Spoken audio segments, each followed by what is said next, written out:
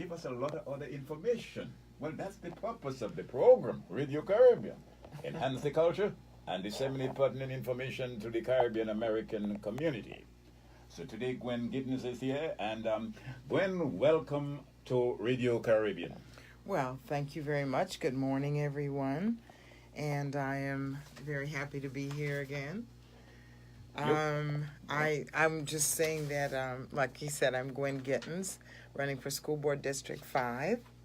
And I am really anxiously awaiting November 7th. Well, what was it for? Why are you waiting? Well, because I need to see if my community has decided that I am the person that will represent them in our district for a school board. Ladies and gentlemen, if you have just tuned in, the views and opinion that you're about to hear do not represent Radio Caribbean or WJBX, but the sponsor of this particular segment, Gwen Giddens. Now, Gwen, the fact that you are a candidate tells me that you are dissatisfied with the school board system. Having said that, what would be your long-term goal to improve the Lee County School Board system? Okay, when I started this process several months ago, I had no idea the things that I would learn. I knew a lot about the system since I worked there for 13 years. However, I have found some things that I really think we need to look at, to improve, and to adjust, especially regarding our District 5. My plan, one of my basic plans, when people ask me about improvements, first thing they want to know is about the tax. And I know you're going to get to that, but it's all kind of involved together. So the tax is to build 6 schools in the next 10 years. And I don't believe that we need to do that.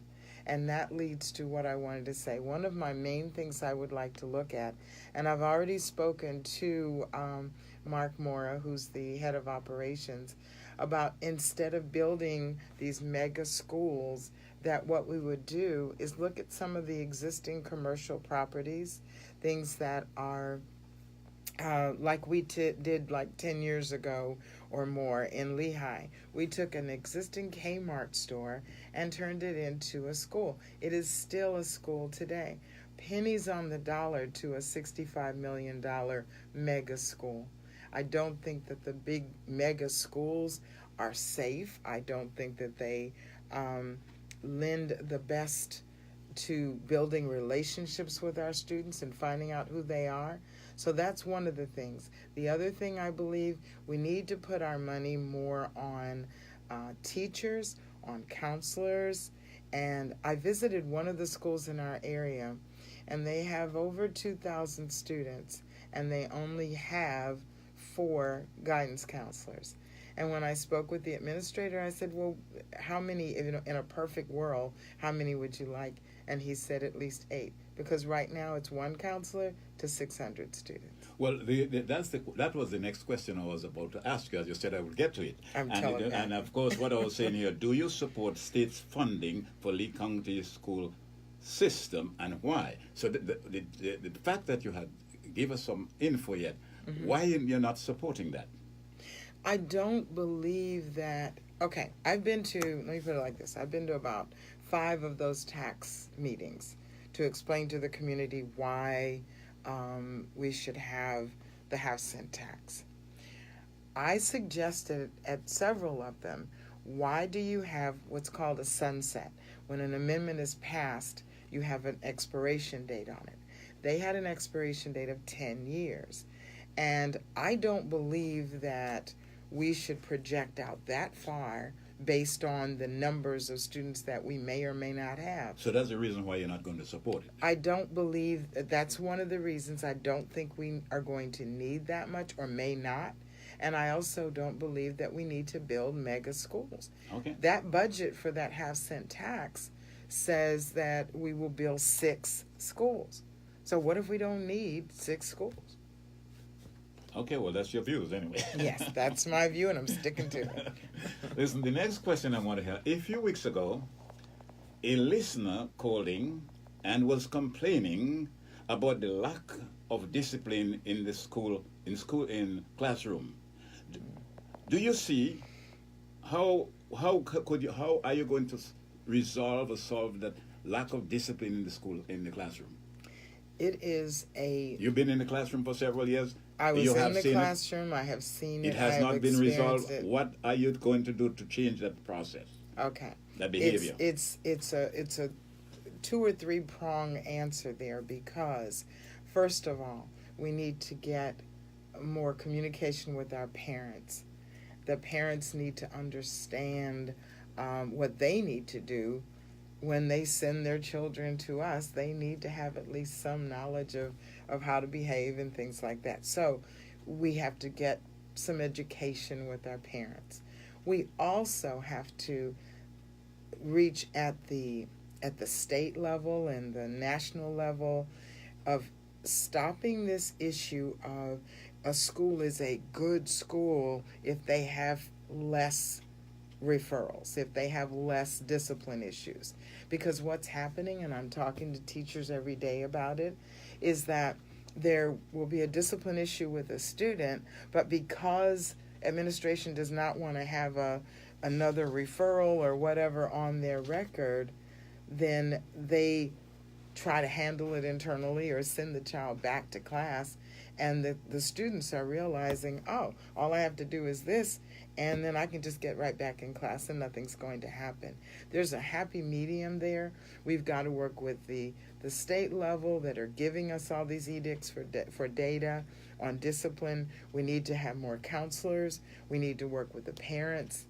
And we need to relieve some of these teachers from all of this stress as well. If you are just tuned us, ladies, and tuned in, you're listening to Radio Caribbean on WJBX, and of course, in the studio is candidate Gwen Giddens, running for District 5, and that includes Lehigh Acres. For those of you who live in Lehigh Acres and the surrounding areas, listening to Radio Caribbean, and the views and opinions that you're about to hear do not represent Radio Caribbean or WJBX. Now, I have been in the classroom myself. Oh, well, that's great. The only difference is that I was not in the public schools. Right. And then it's appalling when students, and I'm not really criticizing the system, but I'm saying it's appalling of the students' behavior when they leave the high school. They come to the university with the same attitude. The same attitude. And I don't understand why, but we are trying to blame the parents rather than, is the system encouraging this type of behavior? It's not that they're encouraging it. I go back allowing it then? Allowing it because the bottom line is data. I mean, school grades and the data that say this is an A school over here because they don't have as many referrals. Their students stay in and all of that. But like I said before, it's a multi-pronged approach. We have to start with the parents. We also have to include the teachers. We have to have the administrators. And we have to focus on what is the real issue. Is it that we want our data to look good? Or do we want to send out students that are able, capable, and willing to survive in the real world? And I think sometimes, I remember when I was in school, if you had issues, you had a guidance counselor you could go to. There are so many students per guidance counselor now that students have told me, oh, well, I said, well, did you talk to your counselor? Oh, well, I'll put in a request. It'll take me about 2 weeks to get in. I mean, we're not looking at the whole community. We're not having a collaboration with community leaders and higher level, like college leaders and students and parents, and saying, what are we missing? What do we need to do? How can we help this group to achieve that? How can we move forward? Ms. Giddens, over the years I've heard and I was told by teachers that they have to spend their own money to buy materials in order for them to teach, to do their work. If elected, could you change that process? Why the funds are not available for teachers to buy the materials to teach? what are you going to do to change that process? Well, and I know firsthand at that. My husband said to me many times, no, don't buy anything else. Because, as a teacher, when you do it at heart, my students need this and my students would love this. Right now, I heard from some teachers this week that there's a new process that's going into effect in our schools in Lee County where they're taking all the printers out of the teachers' rooms. No teacher will have a printer. So now they have to, besides everything they have to do, they have to go down the hall, fill out a form, wait for their stuff to come back, go back and get it. I really think we need to respect our teachers' time, their professionalism. A lot of our schools, even the Title I schools, have funds that are diverted for different things. We need to prioritize better. We need to see what is the need, who needs the help, and how we can do it. I don't think the teachers should have to come out of their pockets as much as they do. The telephone number here is, in the event that you'd like to talk with Gwen, the telephone number is 239-444-0770. It's imperative that you ask questions, that you challenge the candidate. Yes. Well, now you're not challenging the candidate, you're asking the candidate question. It's different to challenging the candidate, right? Yeah, well, I can take a good challenge any day. So I tell you what, I have, after campaigning for this many months, at first when you start out, you're kind of trepid about it. And after you get along the way, by this time, you're ready for any questions. Gwen, over the years, there have been several shootings in the school system. Mm-hmm. And it was suggested that each school should have a resource officer. Yes. All teachers should be armed. Mm-hmm. What are your thoughts what are you going to do if elected to make the school, this classroom safer? I believe we are starting on the right track to do that with the legislation. A lot of legislation that comes down, though, disregards one of our major parts, and that is including the teachers in the discussion. And not just selected teachers that they know will think the same way they do. I believe that there should be more focus groups, more ability to hear how these teachers feel about this. The majority of the teachers that I talk with do not want to carry guns. Now, I was watching a program the other day on CBS about a school district where they have armed, quote unquote, the teachers, and the process is not that bad. They have them in locked cabinets or whatever, but in a split second, you don't know if that's going to work. We need to sit down and look at this issue. So many things in education is what I call knee-jerk. Something happens today and it's like, oh, we got to run over here and do something, so here's the bill for it. Or, oh, this just happened, so we got to run over here. We need to prioritize. We need to listen to the people that are involved, the parents, the teachers, the people in the actual situations to hear what we need to do. Now, do we have term limits for the school board? And I know we do not have, but would you support that or not? I would definitely support term limits for any government official. I think it makes you more aware of the work that you have to do. It makes you more accountable to know that you've only got this amount of time to do it. Some people get too comfortable in their roles and in their situations and just, oh, I got time to do this. And one of the things I want to bring to the board is, and I call it empathy versus sympathy. I have empathy for certain situations, like the teacher situations. Some of the people trying to get into administrative positions, like a lot of the issues that I have seen, the parents that have talked to me. I have empathy for the people in my district where some people have had sympathy. It's like, oh, that's a terrible problem, terrible thing. But it's like burning your hand. If you've never burned it, you don't know what that pain is really like. And I want to bring that different empathetic view so that our decisions and our priorities are made not just with one single perspective. Time is of the essence for us.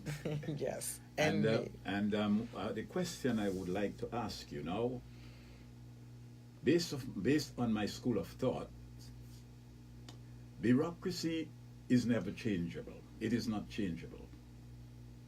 If yes, you cannot change the bureaucracy. It's there. It's standard. If it's standard, how would you change it? It still can change. It still can change. It still can change. Well, we can say that there's a bureaucracy in our school board to an extent, and if the people decide that they want a different view of things, they can change that bureaucracy. They can. They can change it up until November 6th of next month. Well, if elected, how are you going to change the bureaucracy in the Lee County School Board? That's the question. I will bring fresh eyes. I will bring the empathy that I mentioned before. I worked as a vice president of training and development for Bank of America for 10 years. I had to go through 3 corporate mergers. I know how to collaborate. I know how to take a problem and turn it around and to make a solution that's beneficial to everyone. And I know how to collaborate with people. My bachelor's degree is in psychology, which is kind of scary for some people because I'm always analyzing things. But I bring a different approach. I watch the board meetings. I attend the board meetings. And people are not valued. Their opinions are not valued. I want to bring that empathy. I want to bring a different approach. Well, I want to say to you, I disagree with your thoughts that bureaucracy is changeable. Can change. It is not changeable. It is standard. If it is standard, how are you going to change it? Because when you go to the school board, whatever has been happening in the school board for the past 25 years since I've been here, it will continue because not necessarily you are joining the system that is already programmed. No. I will give you an example of that. I was at a debate with the incumbent once, and I forget, the question was asked something about what you'll bring to the board. And her answer was that they are a family, and they all stick together, and they agree. And when it was my turn to speak, I said, I beg to differ with that. My family is in District 5, and when I sit on that board, I am coming as a representative of my family. I am not coming trying to join the other family. One of the things I don't ever see or ever hear are these board members who are elected in various areas. Very, very seldom do you hear them say, well, in my district, such and such and such, and maybe we could look at this. They all just get into the pot and everybody agrees on everything. I'm not going to be defensive or confrontational. However, I will stand up for my district. But does that mean you're changing the bureaucracy? Most definitely. Well, we attended before. Nevertheless, I have to come to your class one day, and we'll debate it. Yeah, well, that's anyway, there were 5 people who ran on District 5. Yes, and ended up in with the 2 primary. people in the primary, yourself and another candidate. Yes. What makes you more qualified than the other candidate who is in the finals? Okay, I am the only candidate in all of the races, really, that has the experience that I have. I have corporate experience to be able to run a $1.4 billion company. I have the collaboration experience. I have the education experience. I have worked on several of the advisory boards at the district. When I taught for those 13 years, I wasn't just in the classroom. I was all over the district. I volunteered for committees and superintendent selection committees, and I was on the committee when they first started the Vision 2020. So I have a lot of experience under my belt that many of the candidates do not have.